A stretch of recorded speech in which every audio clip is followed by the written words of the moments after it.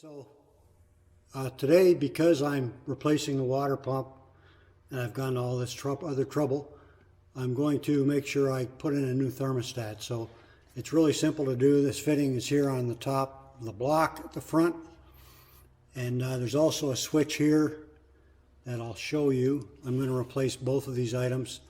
You just back these bolts off. First you take your hose off, of course. Take your hose off the fitting, make sure you've drained the coolant to where it's not going to impact it. And then take these bolts off. I used a breaker bar to get them started. Pull that fitting off and then just pop the thermostat out. And then when you get a new one, it's just the same thing. Just make sure you want to clean all this crap off and get the proper gasket or gasket making material, and that'll make your life a lot easier. Okay, more later. Okay, as mentioned, you're going to want to take this temperature sensor off at the front. I'd recommend you replace it, but you can make your own decisions on that. There's really no point in, if your car's high mileage, doing all this stuff and leaving these little things in. So there's your clip. You take that off and just back that out, and there it is there.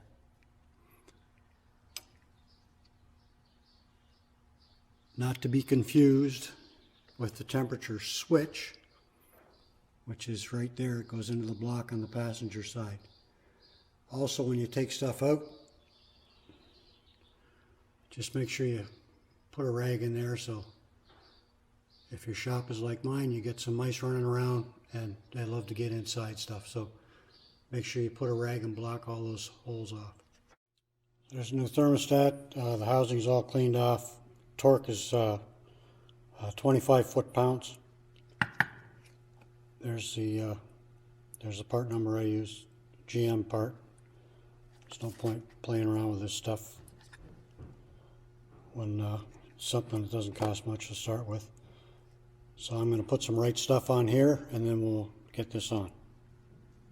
So the next thing I'm going to do is put the thermostat in. I've got that all nice and clean. You want to go around that inner lip. Just take a screwdriver, don't dig at it, but just take a screwdriver and go around there, make sure there's no chunks of crap on there. Okay, so we'll get the thermostat in. It's very simple.